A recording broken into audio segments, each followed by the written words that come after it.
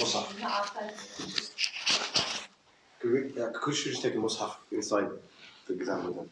Yes. You can. But you cannot read from it, it's from memorization, remember? Yeah, no, they meant the written exam. Yes. No problem. Okay, next question. Yes. I just had a couple of questions about it, if I could ask. Okay, later on. Okay. Other questions first? Yes. Can our Musaf be annotated when we read exam? No. It's blank. Yeah. Yeah, some people writing all in the margin the itqan, right? In memorization, if I go blank Yes. and then I reread it, is that going to take? That's no problem. But of course, there's a limited time for you to remember. But in the correction, I will also tell the teachers that when you listen to someone, you don't correct the person by giving him the word that he needs. Remember, that's what I do with you guys as well. So you're going to say, "Are you sure?" When somebody makes a mistake.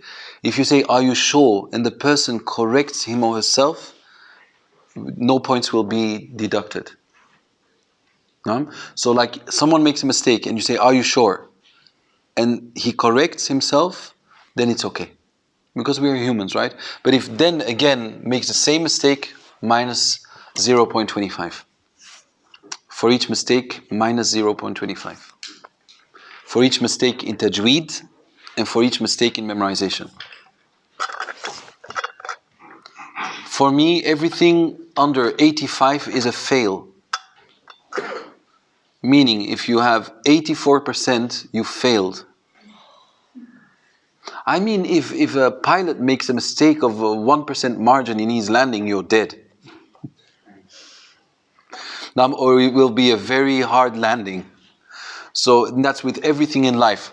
1-2% too much to the right when you're driving 70 miles an hour, well, you're dead. So now it's the same with tajweed. Yeah. They will be separate. Like on your memorization, you have 100%, and then on the written exam, 100%.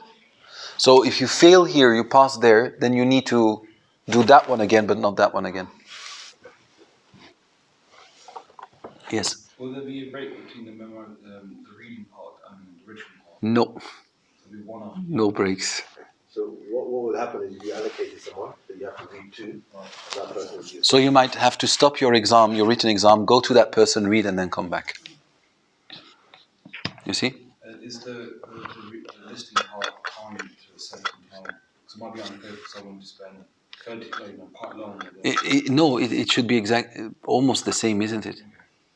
Because if someone keeps on doubting, oh, I don't know, I forgot, khalas, that's minus.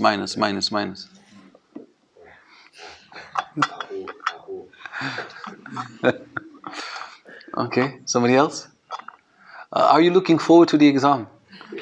Why not? Because you once said that don't be a student of the exam. That's true. That's true. I said those who only study for exam are not true students, even if they pass. No one. Excuse me? No. Okay. Who thinks he will pass? Honestly, what do you think? Nobody. Have I discouraged you this much? Subhanallah. No, who thinks he has a chance to pass? Yalla, bismillah.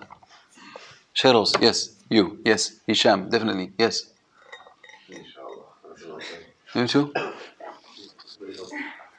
Subhanallah. The problem, it's really my criteria, like 85%, I've always been doing this, even in Belgium. And people pass. And I'm sure you will pass. Revise your itqan. How is itqan going to work? I'm not going to ask you to say things by memory. From the book of Al-Itqan, I will give an ayah and I will say, this is from Al-Itqan. Why do you think that the Shaykh mentioned this verse in his book? And then you're going to mention, well, because of this, that, or that.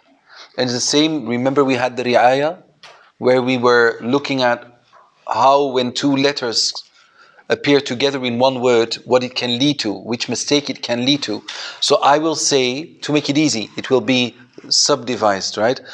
Examples from the ri'ayah, so you already know in which direction you need to look. Examples from al-itqan. Usually I wouldn't do this, so that you can figure out why. But I'm going to be very kind.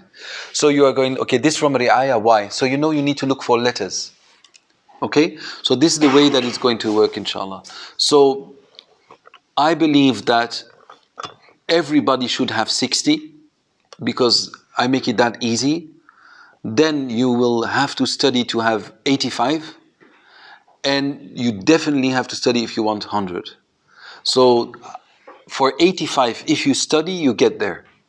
Without any doubt. If you study, you get to the 85.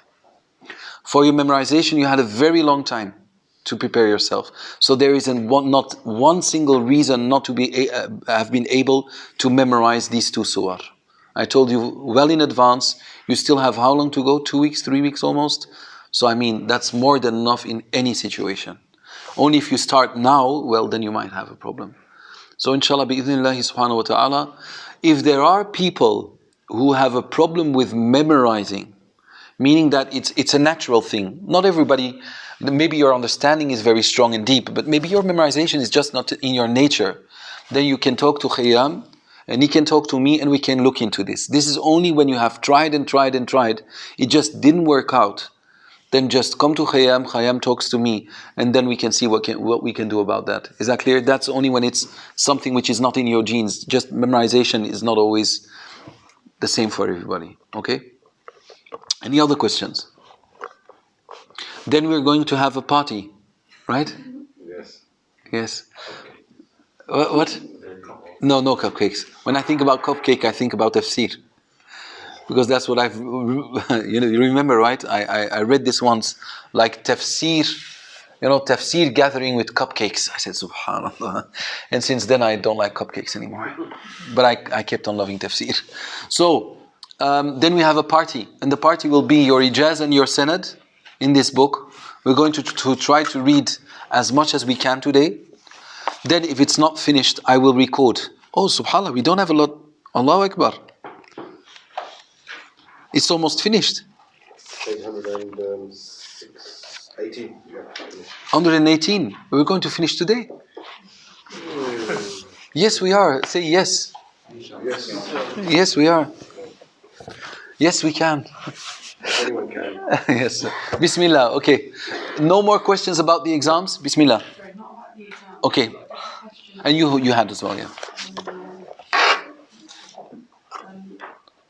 From a few years ago, when I started Tajweed, I water, thought please. that there's a dua A lot.